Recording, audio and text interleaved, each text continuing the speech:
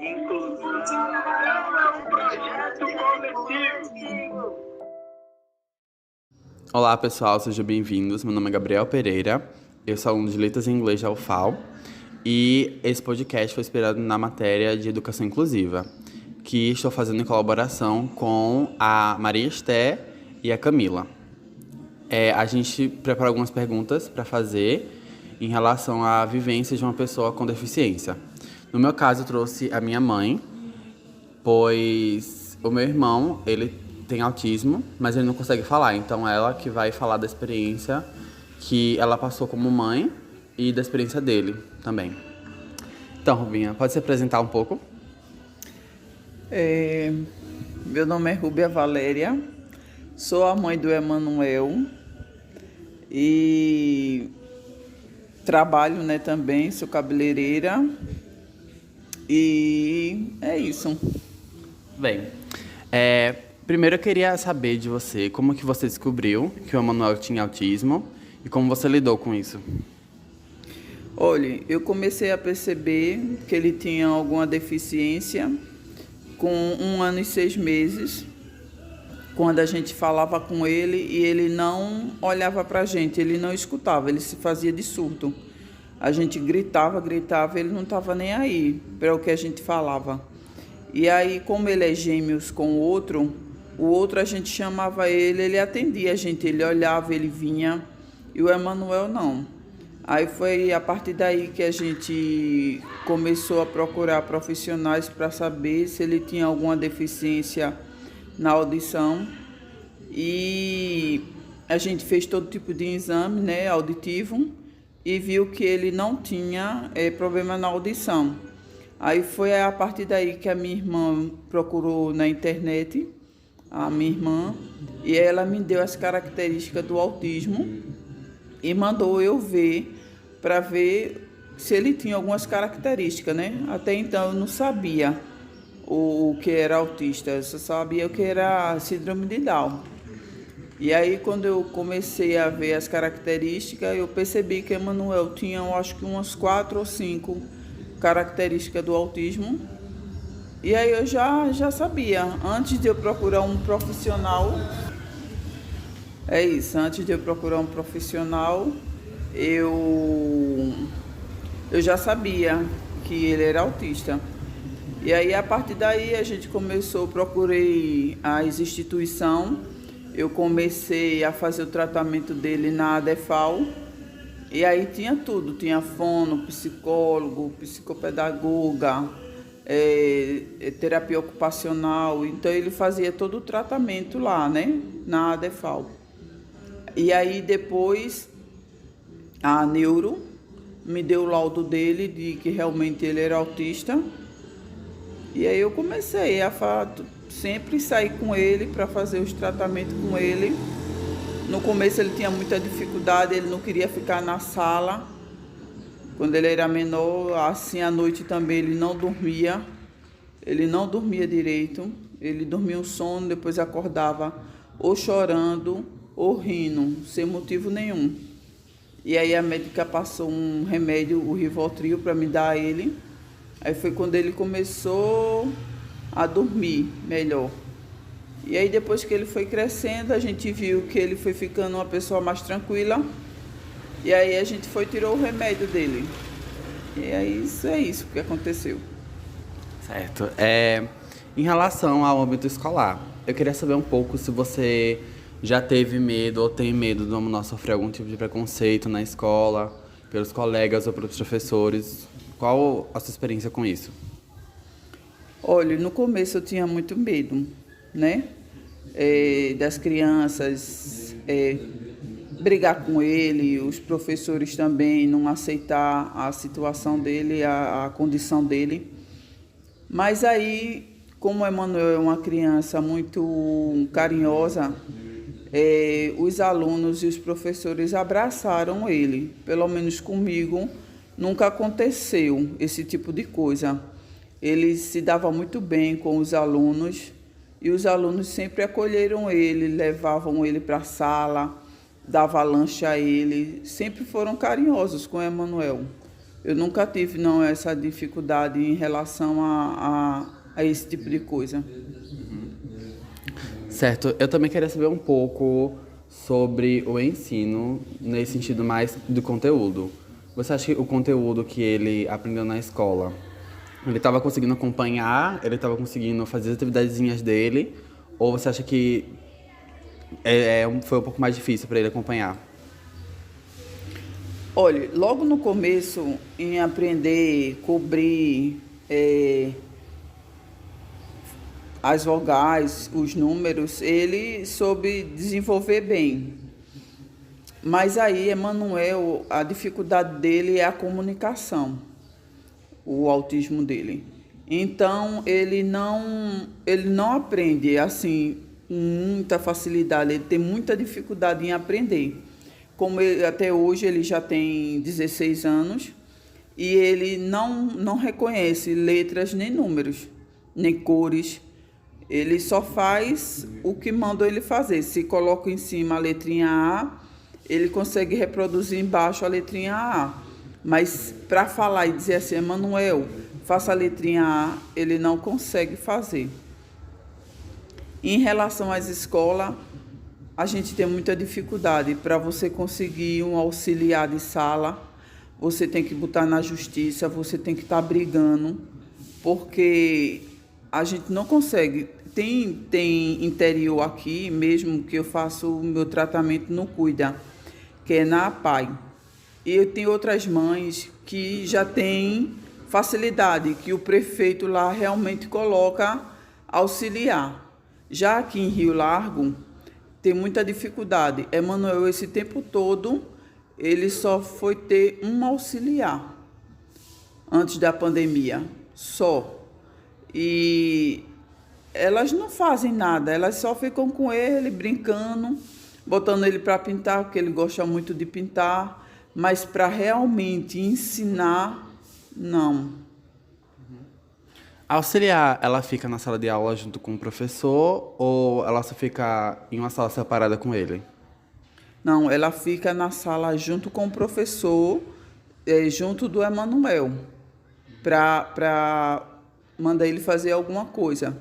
Como Emanuel não fala e não entende muita coisa, então ela não fazia muita coisa com ele, só mais para ele aprender as vogais, os números, botava ele para pintar, mas do conteúdo, do assunto que realmente o professor está passando, elas não faziam nada disso com ele.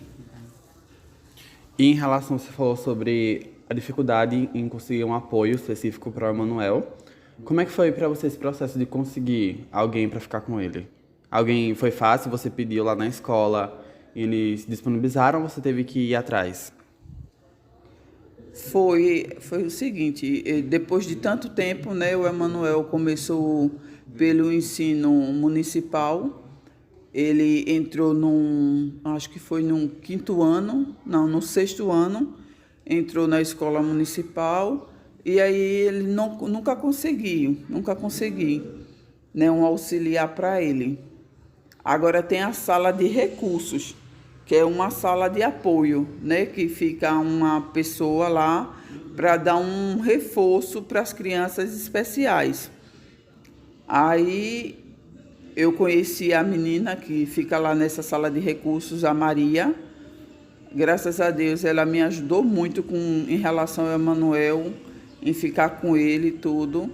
Aí depois de muito tempo, eu acho que ele já estava no 7º ano, foi que veio um auxiliar para ele. Até então, não conseguia. Eu falava com a direção, elas colocavam lá o reforço, dizendo quais são as crianças que precisavam de um auxiliar de sala, mas a Secretaria de Educação nunca mandou.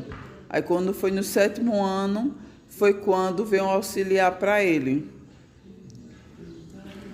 Em relação também ao conteúdo, você falou sobre as atividades que ele fez, de desenhar, de cobrir. Você acha que as atividades elas foram adaptadas para ele? Você acha que as atividades que o professor passa na sala de aula, ele adapta para o Emanuel ou não?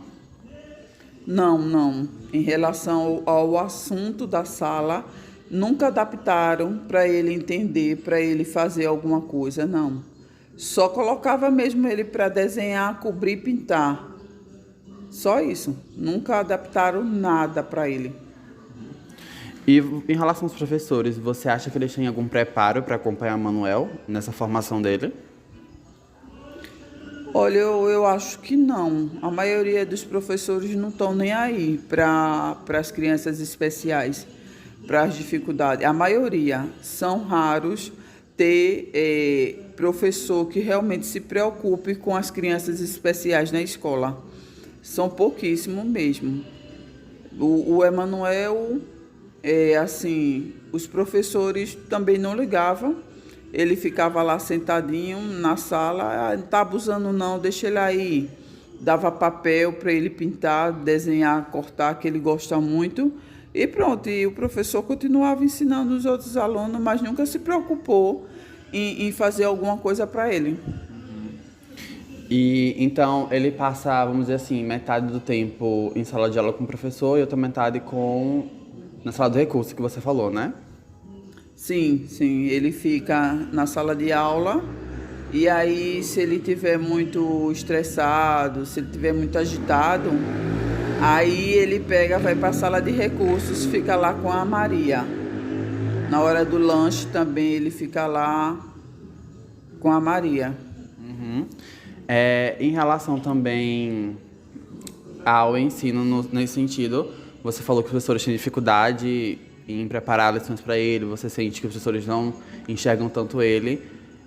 Você acha que se ele tivesse uma escola onde os profissionais fossem mais preparados, assim, no sentido de terem estudado isso mais na escola, terem feito mais coisas, você se sentiria mais segura com isso?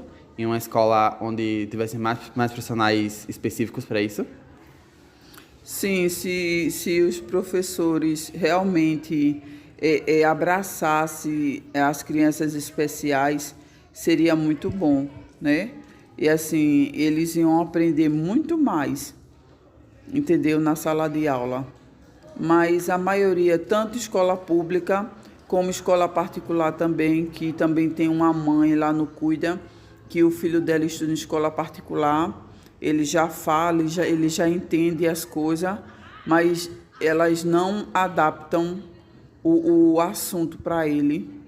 Ele tem que aprender igual os outros, elas não estão nem aí, entendeu? A mãe pagando a escola, brigando ali, todo dia está lá na porta da escola, falando, e eles não estão nem aí, tanto pública como particular. Eles não ajudam a gente, entendeu? A gente é que se ajuda, assim, tem a terapia que a gente faz com ele, e em casa a gente dá o suporte, dá o apoio para que eles aprendam a se sobreviver sozinho, a comer, a fazer tudo, né? Em casa a gente ensina muito isso aos nossos filhos, mas na escola eu não vejo tanto interesse em crianças especiais. Você vê alguma diferença? No caso, o Manuel, ele estudou um tempo em escola particular e em escola pública. Como você vê alguma diferença em relação às duas? Você vê que uma teve mais apoio, outra não? Ou você acha que foi a mesma coisa nas duas? A mesma coisa. A gente não tem apoio em nenhuma, nem pública, nem particular. Mas na PAI, ele também tem ele recebeu direções para fazer alguma coisa de atividade na escola. Então, no Cuida, por exemplo, como você falou, os profissionais, eles encaminharam para você alguma coisa para fazer com o Emanuel? Eles pediram para você falar com o pessoal da escola ou não? Eles mandaram um relatório, principalmente a psicopedagoga, né, que é a parte do ensino. Aí ela faz um relatório para saber o que é que a escola está ensinando para ele, para que ela possa dar o reforço para ele também. Entendeu? Aí a Maria, da sala de recursos aqui do ensino municipal, fez o relatório, eu levei para o Cuida e aí ela faz o reforço com ele. Porque ele tem 16 anos, como ele não fala, A gente está tentando ensinar para ele, para ver se ele, vendo, ele vê assim, saber fazer a letrinha A, fazer o alfabeto, pelo menos, fazer os números. É isso que a gente está focando mais com o Emanuel. E na sua opinião, como você acha que a escola, esses ambientes que você frequenta com o Manuel, podem melhorar na questão de ensino? Como você acha que eles podem fazer melhor para ensinar o Manuel? Eu acho que eles deveriam adaptar mais, né? Os assuntos, assim, como é que eu posso dizer? Se interessar mais em ajudar, né? Ensinando para ele, adaptar as tarefinhas para ele. E aí eu também em casa eu faço também com ele, no tratamento, no cuida também, as profissionais também ajudam o Emanuel. Então tem que ser o conjunto dos três, né? Na escola, em casa e no tratamento. É isso, muito obrigado por compartilhar sua experiência com o seu filho, por compartilhar as coisas que você passa na escola e na vida mesmo. Eu espero que esse podcast tenha servido para as pessoas verem um pouco mais do dia a dia e também possam ter um pouco mais de empatia com o próximo. Mas é isso. Manuel, quer dar tchau? Tchau. Tchau. Tchau. Obrigado.